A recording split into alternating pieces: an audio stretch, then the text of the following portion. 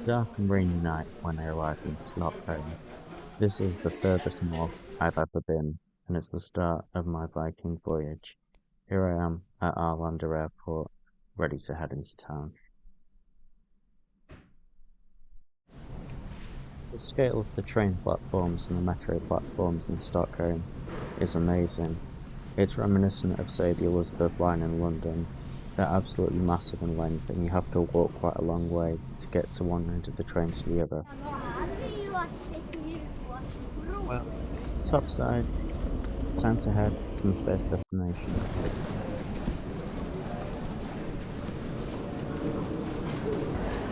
Well, today I'm in Stockholm.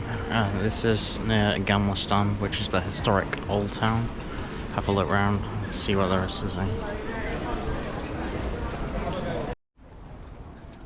Now, that building just ahead you can see is known as the Riksdag, or the Swedish Parliament building, and you might think it sounds so much like the German term Reichstag, which is their equivalent, and that's because the two languages are quite closely related. You can also see in the distance straight ahead there a tall tower, which is Stockholm's City Hall.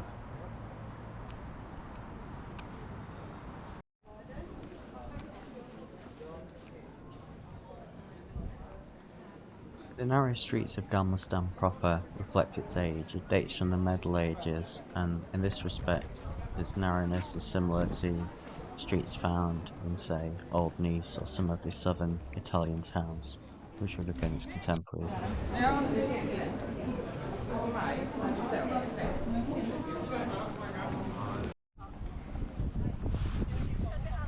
Here we have an amazingly ugly statue of Triton overlooking the sea.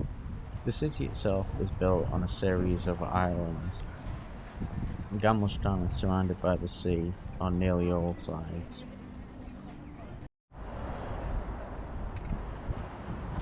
This vantage point just off the island of Gamla Stan allows me to see the whole skyline and the ancient buildings.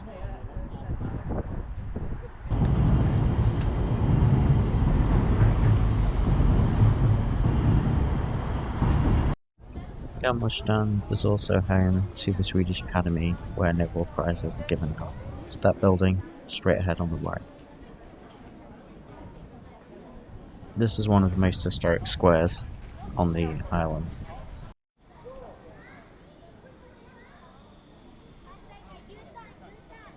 And just around the corner we have the Royal Palace, including this enormous obelisk elected to a few of Sweden's kings, including the famous warrior king Gustavus Adolphus.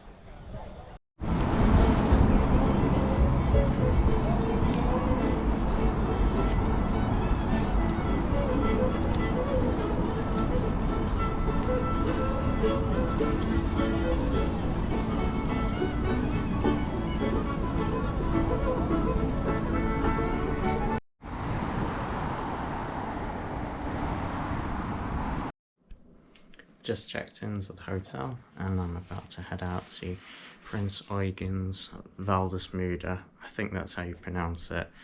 It's the house of one of the princes of the Swedish royal family. He became a painter in the early 20th century. I really like the metro stations in Stockholm. Each station has a lot of its own art style. Kind of like what they tried to do in the Elizabeth line in London. And the station itself is a lovely old building. I think there's some Victorian influences, but also in the surrounding buildings, like this restaurant on the right, you can see a French influence.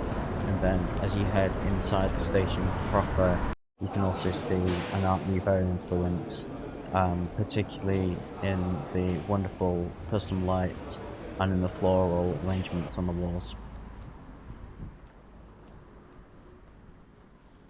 Leaving the central station, we're really heading out onto the edge of the city here, because the prince wanted to build his palace/studio in an area that was semi-rural and fairly secluded to get inspiration from the wonderful Swedish countryside.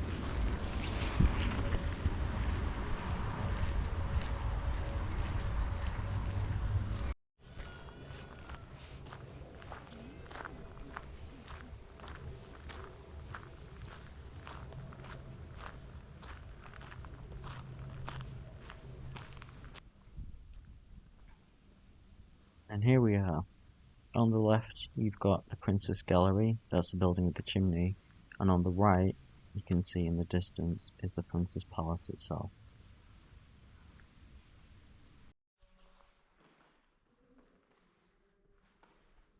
Now, Prince Eugen was the Prince of Sweden and Norway, but he wasn't the Crown Prince, so he had time to pursue his artistic interests. He was very influenced by French painting, as seen from some paintings here by his friends, and he had an extensive study with large books from Renoir and other French painters in it. There's also a few English novels here and very large windows to let in the light because he was very keen on having good light in the house for painting.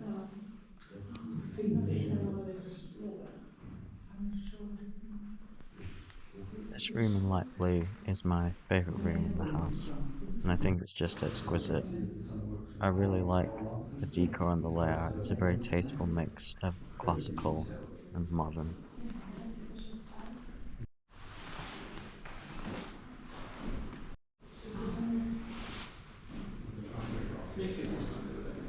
Upstairs, the house has a series of changing exhibitions, and this month's exhibition is for the painter Christian Svetsrud.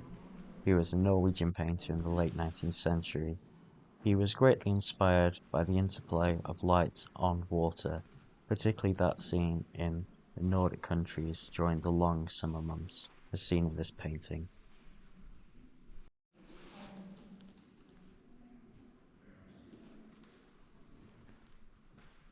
Alongside Skir's work in this exhibition are those of other Scandinavian painters such as Alf Peterson, and what I really like is when the exhibition shows how these painters interpreted Southern European landscapes.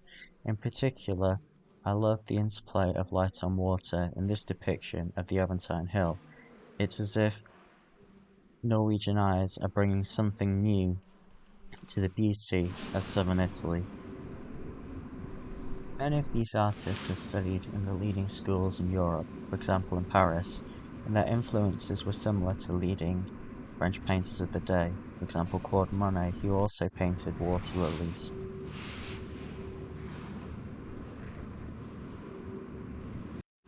The exhibition also has some works from Prince Eugen's collection, such as these by the famous Norwegian painter Edvard Munch.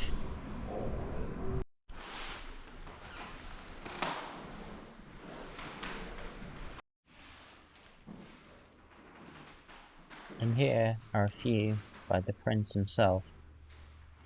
I actually think they're rather good.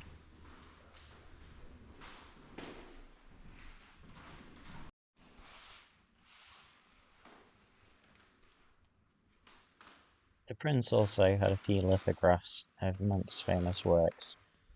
These aren't the originals, they're just copies, but even these black and white versions still have some strange psychological power that you see in his famous works such as The Scream, and this one on the right, known as The Vampire.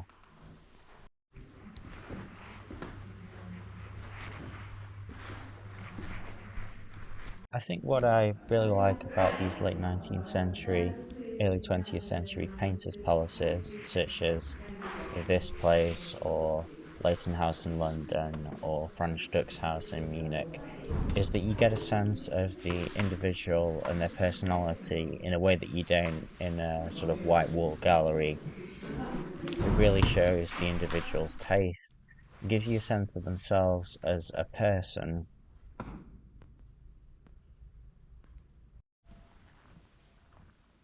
find it really incredible the level of thought that Prince Eugen put into this place. On the north side, you have these heavy columns leading to an almost castle-like appearance of a very formal structure. And then when you head around the corner here and you come to the south side on the sea, you're left with some beautiful floral gardens, and the facade almost takes on the appearance of a villa with a statue of Nike, the winged victory of Samothrace, looking out over the ocean. So you've got the two sides of Eugen's personality, the Norwegian and Swedish prince, but then also the love of Southern Europe and its art. And these French pieces of sculpture in the garden, like this one of Rodin's The Thinker, just back up that duality.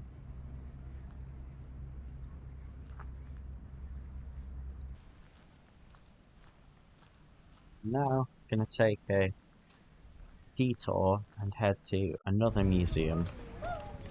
This is one of the highest rated museums in Stockholm. It's known as the Vasa Museum, and you can see from those maps from the top what it relates to. It's a ship museum, and it's devoted solely to this enormous warship which takes up pretty much the whole hall, which was raised from the seabed. It sank back in 1628, and here it is today after some incredible archaeological work. Now you might be thinking the vessel got sunk during a war. It didn't. In fact, it barely made it a mile out of port on its maiden voyage before just toppling over into the sea. It was far too top heavy, and it didn't help that at the time it didn't have enough ballast in it. Part of the reason it was so top heavy was it was designed to have double gun decks, supporting cannons like this one, enabling the Swedes to take the war to their enemies in the Polish-Lithuanian Commonwealth. It was up to these heroic divers to lift the ship out between several other ships during the 1950s.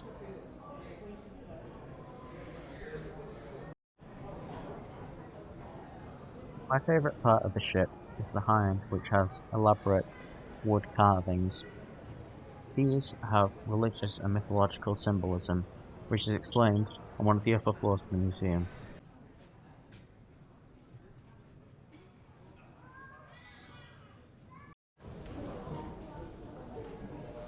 This is a replica of the officers' quarters. State of the art for its time, the cabinets could be pulled out to sleep 8 officers. Space was at a premium on these warships, and it wouldn't be particularly comfy, especially with such low ceilings.